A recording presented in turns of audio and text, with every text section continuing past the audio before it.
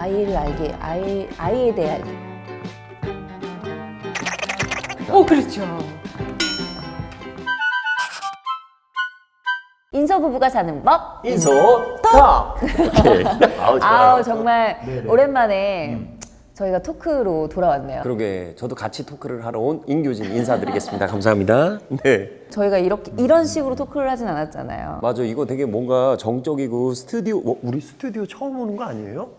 그렇지. 이곳은 집은 아닙니다, 여러분. 그리고 여기 또 전문가 선생님도 계시고. 맞아요. 오늘은 아유, 저희가 선생님을 모셨는데 이따가 정식으로 제가 소개를 잘 시켜드리기로 하고, 일단은 저희가 오늘 토크 콘텐츠를 찾아온 이유가 있죠. 온 마음을 다해서 우리 구독자 여러분과 또 광고주와 함께 합니다. 오늘은 저희처럼 아이를 키우고 있는 부모라면 양육에 대해서 고민을 하게 되잖아요. 뭐 답은 없겠지만 조금이라도 도움이 될 수 있는 콘텐츠가 아닐까 싶어서 저희도 너무너무 반가웠고, 근데 요즘 그거 아세요? 저는 얼핏 들어봤는데 긍정 양육. 그러니까요. 긍정 양육. 그래서 그 긍정 양육 도대체 뭔지 좀 알아보고 또 알려드리려고 합니다. 일단은 그러면은 저희가 선생님을 소개를 해드리고, 진짜 어렵게 모셨어. 어렵게 모셨고, 또 저랑은 예전에 인연이 있습니다. 슈퍼맨이 돌아왔다라는 프로그램에서 하은이가 한 8개월 때였나? 아무리 불러도 대답 없는 우리 하은이가 괜찮은 걸까요? 라고 제가 상담을 했던 우리 백종환 선생님 모셨습니다. 네, 안녕하세요. 반갑습니다. 선생님, 긍정 양육이 중요한 이유가 뭐 따로 있을까요? 대부분 긍정 양육 어떻게 하라고요? 이제 묻게 되잖아요. 맞아요. 어렵잖아요. 예. 일반적으로 긍정 양육하면은 모든 것도 허용하고 좋다고만 한다라고 생각하는 분들이 계신데, 사실 그 부분을 정리해 줄 필요가 있는데, 이번에 홍보하는 긍정 양육 129가 잘 정리를 해놨더라고요.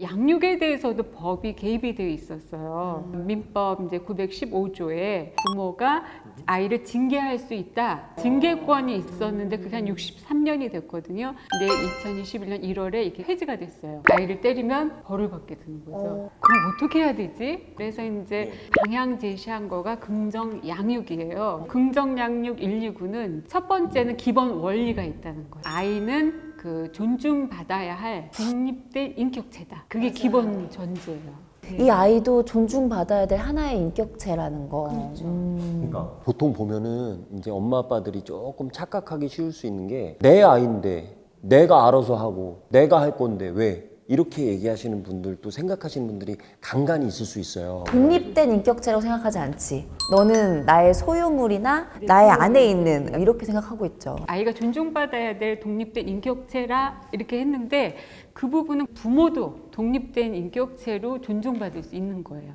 그럼 너 따로 나 따로네? 좋아하시는데? 약간 좋은데, 이거 괜찮은데? 그렇다면 양육을, 긍정 양육을 어떻게 해야 되느냐. 그게 이제 두 가지인 거예요. 그러니까 기본 전제가 한 가지, 그래서 1이고, 그 다음에 이걸 어떻게 실천하느냐, 실천 원리가 두 가지예요. 두 가지. 것 같아요. 생각보다 간단하네요? 네. 하나는 알 것 같아요. 아이에 대해서 알기. 그 조금 밑에 상황이에요. 아이를 알게, 아이에 대해 알기. 아이를 알고 나를 알고, 그렇죠. 너를 알고 나를 알고. 이게 우리 자녀는 어떤지 그걸 파악하는 게 내가 봤을 땐 제일 중요한 것 같아. 나라는 사람은 부모로서 어떤 특성이 있고 또 어떤 개선할 점이 있는지 보면 또 좋을 것 같고. 그러니까 아이의 기질도 알고 내가 어떤 사람인지도 알아야 양육을 할 수 있는 것 같기는 해요. 그게 이제 첫 번째 원리인 거예요. 부모 자신과 아이에 대해서 이해해야 된다. 그게 이제 첫 번째 원리고, 두 번째 원리는 제가 얘기할까요? 아니면 맞추시겠어요? 나도 내가 어떤 사람인지 대략 알았고 이제 아이도 어떤 기질인지 알았어. 그 다음에 뭐 해야 되지? 두 분 사이에서 어떤 부분이 가장 중요할 것 같아요? 바탕으로. 믿음과 신뢰?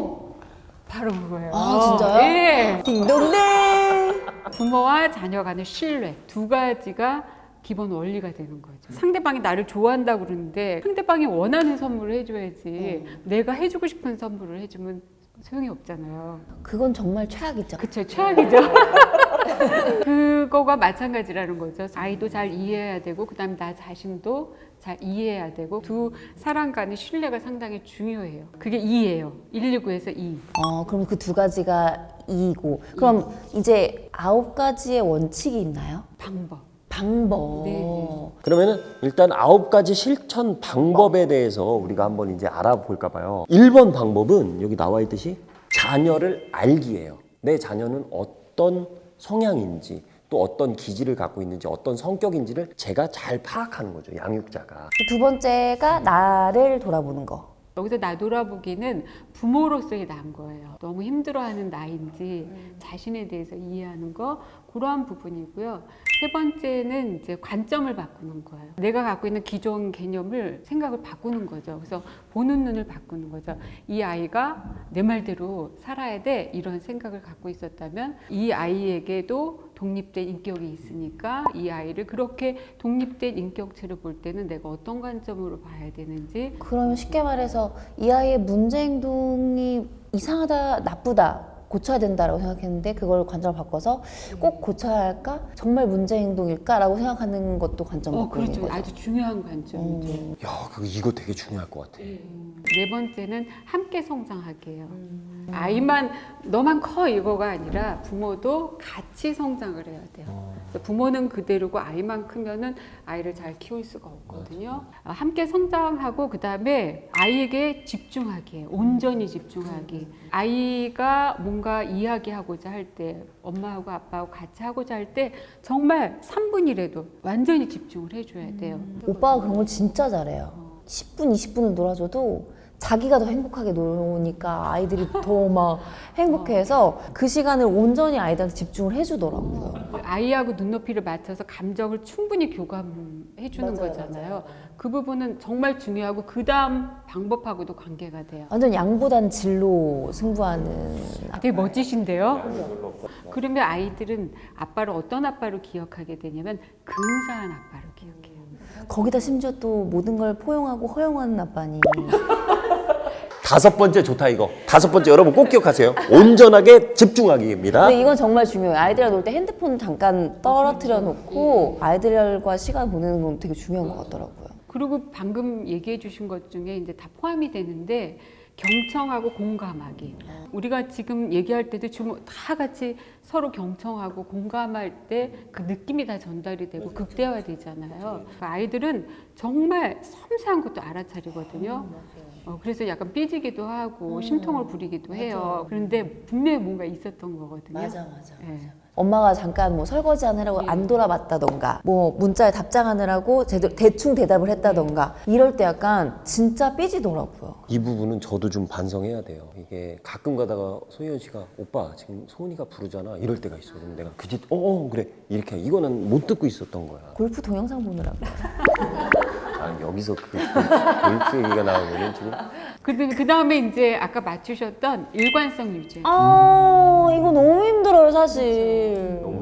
똑같은 잘못을 했는데 제 기분에 따라서 이 일관성 유지가 안 되는 거예요. 내가 기분 좋을 때는 넘어가 오늘 괜찮아 하다가 기분이 별론데 딱 그러면 너 나와 이렇게 되는 거예요. 모든 일에 대한 반응이 예를 들어 수혜연 씨가 이제 임교진 씨한테 어느 날은 되게 친절하게 하는데 어느 날 완전 화를 내고 짜증을 내요. 그러면 왜 그러지? 그러면서 그 이유를 찾게 되고 그래서 그렇구나 이해가 돼요. 근데 아이들은 그 이해를 못하고 엄마가 나를 싫어하는구나, 아빠가 나를 싫어하는구나, 혹은 내가 되게 못났구나, 내가 잘못했구나 이런 식으로 해석을 하게 돼요. 그래서 일관성 있게 해야 되는데 일관성을 유지한다는 거는 정말 어려워요. 저도 마찬가지죠. 그래서 그 다음 게 있는 것 같아요. 실수 인정하기. 맞아요.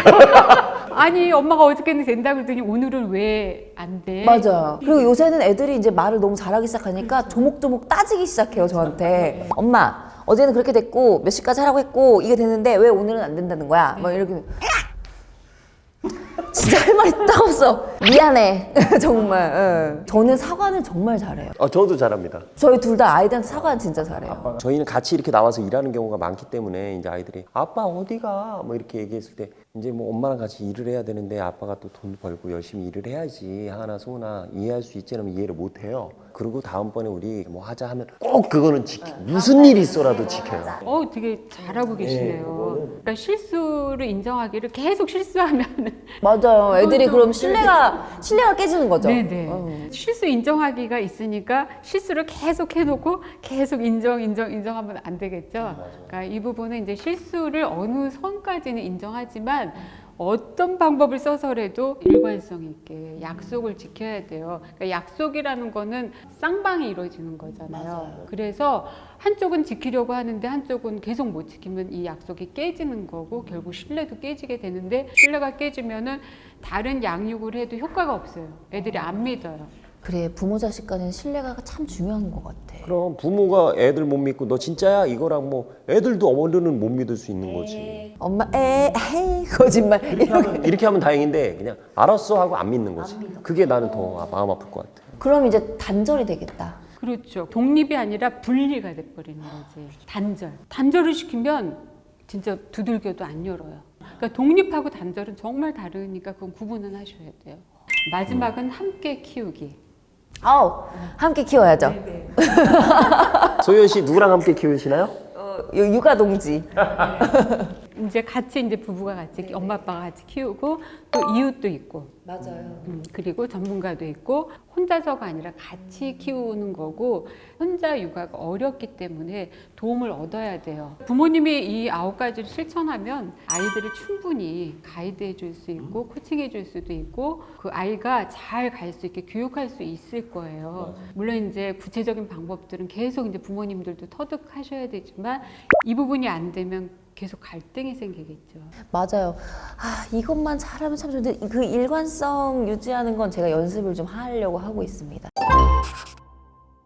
오늘 좋은 시간으로 이렇게 알아볼 수 있는 것 같아서 저 진짜 너무 유익했고요. 어려운 자리 해주셨는데 좋은 말씀 많이 주셔서 너무 감사합니다. 감사합니다. 저도 두 분을 통해서 이 부분이 많은 엄마 아빠들에게 전달될 생각을 하니까 상당히 기쁘고요. 난 실천 못해. 괜찮아요. 그냥 읽기만 해도 돼요. 긍정 양육 119가 부모님에게 부담을 주고자 하는 게 아니라 돕기 위한 거라고 생각하시면 좋겠어요. 생각보다 어렵진 않은데 그래도 알고는 있지만 스쳐 지나갔던 것들이니 한 번씩 그래 상기를 시켜주면 좋긴 하겠다. 저는 냉장고에 있는 물과 함께 제가 근사한 사람이 되도록 노력해 보도록 하겠습니다. 오늘 너무 유익한 시간이었어요. 너무. 선생님께 다시 한번 감사드립니다. 감사합니다. 네, 오늘도 저희와 함께 알아본 긍정 양육 129 원칙 여러분께 좀 도움이 되셨으면 좋겠습니다. 그리고 오늘 저도 되게 많이 배웠고 아마 임교진 씨도 굉장히 많이 배웠을 것 같아요. 전 지금 이거 빨리 가서 실천해보면 애들이 어떤 반응이 나서 그게 궁금한 거라서 그래. 어떤 변화가 있을지 같이 한번 해봤으면 좋겠어요. 매일매일 읽어보기라도 하면 좀 달라진다고 하니까 냉장고에 붙여놓고 저희도 열심히 읽어보도록 하겠습니다. 자, 오늘도 저희 영상이 마음에 드셨다면 구독과 좋아요 눌러주세요. 뿅.